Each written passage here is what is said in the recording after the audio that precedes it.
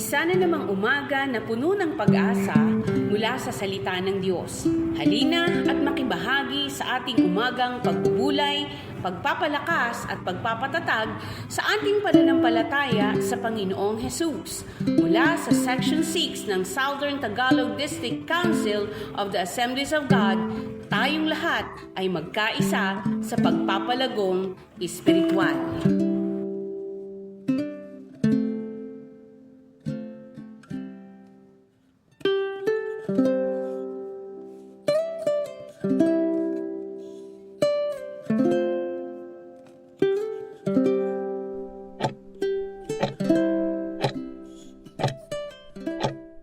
Praise God! Purihin ang Panginoon sa araw na ito. At muli tayo magbubulay ng kanyang salita. At ito'y napakainam na ating pinasisimulan ang buong araw sa pamamagitan ng pag-aaral ng kanyang salita. Ang title po ang ating pagbubulay ngayon ay Be Zealous o Maging Masigasig sa Paglilingkod sa Diyos. Ito po ay matatagpuan natin sa Matthew 22:37 to 39 na sinasabi po ay ganito. Sinabi ni Jesus sa kanya, ibigin mo ang Panginoon mong Diyos ng buong puso mo, ng buong kaluluwa mo, at ng buong pag-iisip mo. Ito ang dakila at unang utos. At ang pangalawa ay katulad nito, ibigin mo ang iyong kapwa gaya ng iyong sarili.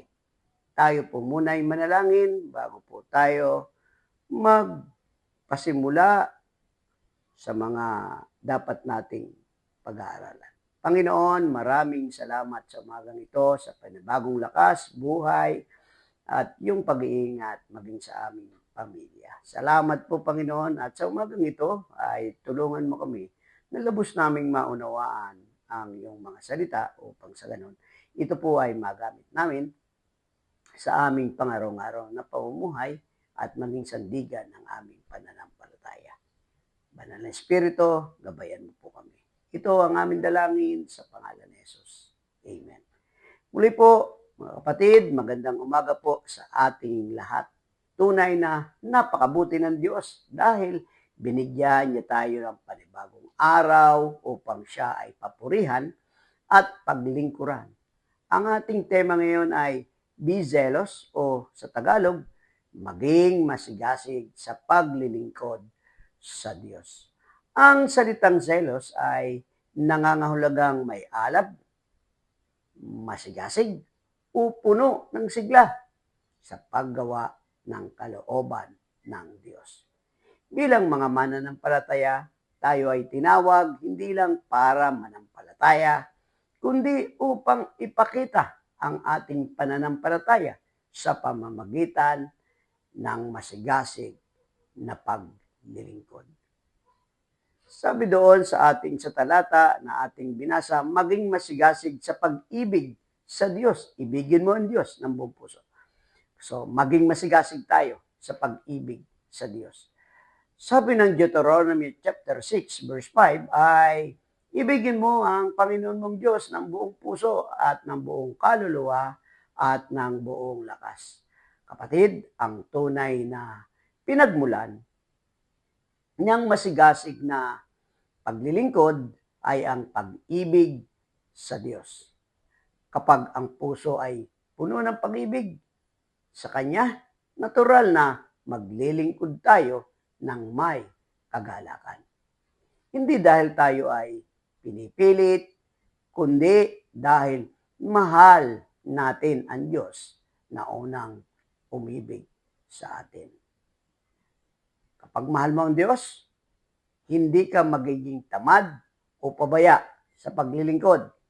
Gagawin mo ang lahat ng may kasiyahan sa simbahan, sa trabaho, o kahit sa tahanan. Dahil alam mong ito ay para sa Kanya. Amen. Whatever you do, word or deed, do it for the glory of God. Kaya nga, ang pagmamahal sa Diyos ay kailangan ito ay makita din sa ating mga gawa.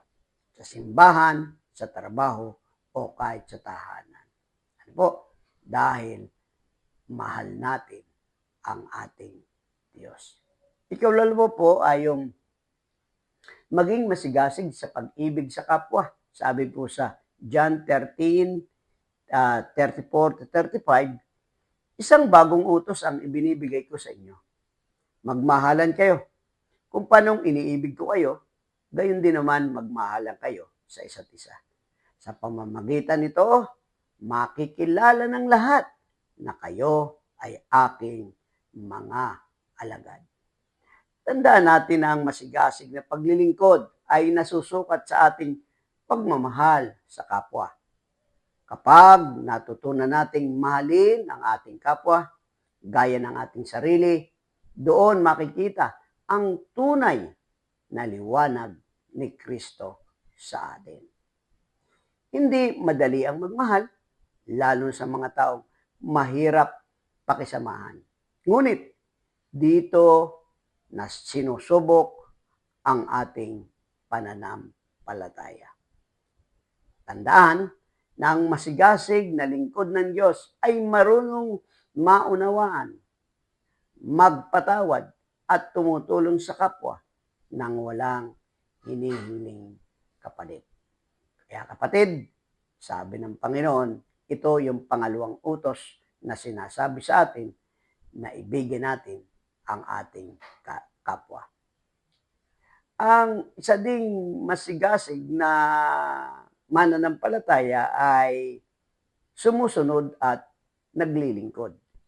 Sabi po ng Romans 12 verse 11, huwag kayong maging tamad sa inyong pagsisikap.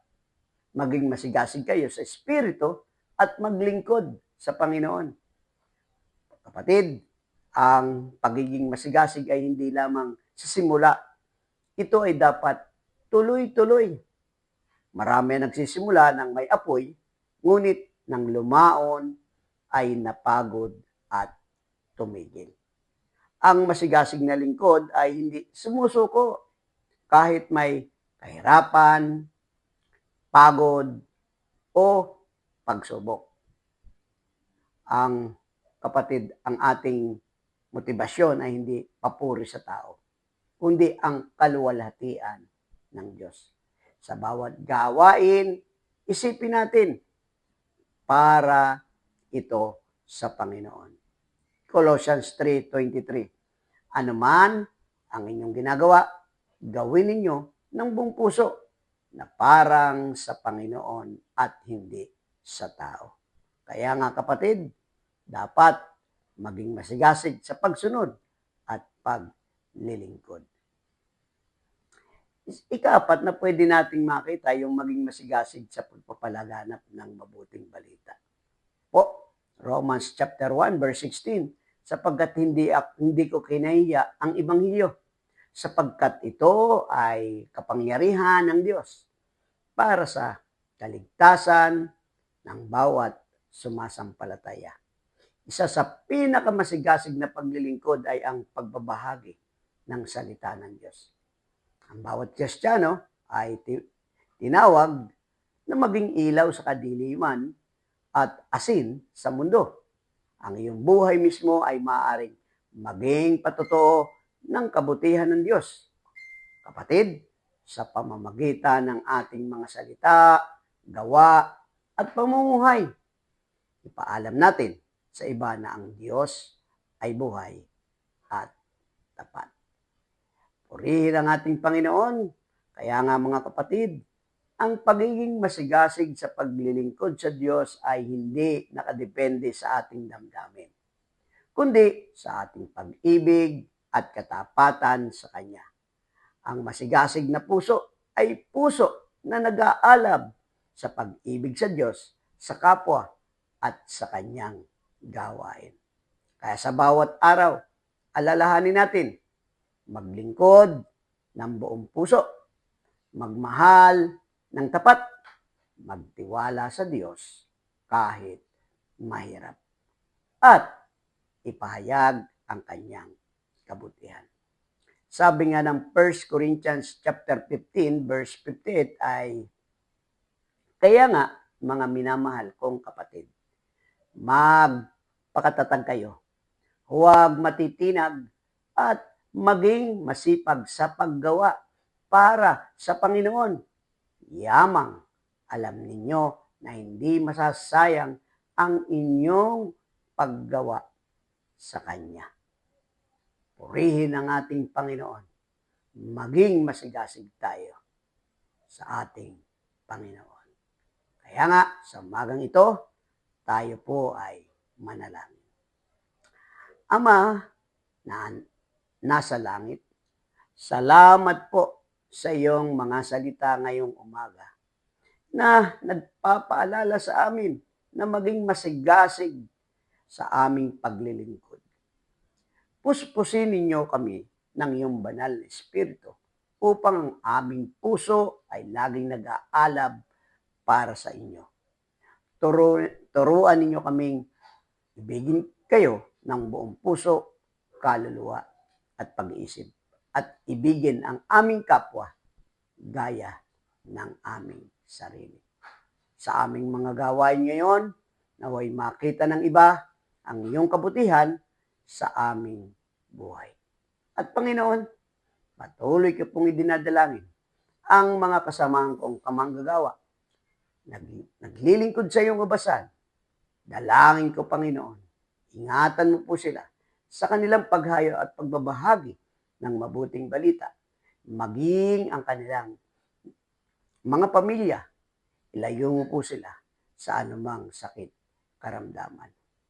Panginoon, pinagpapala ko po, maging ang may sakit karamdaman, bigyan mo po sila ng kagalingan. Yamang ikaw ang dakilang manggagamot.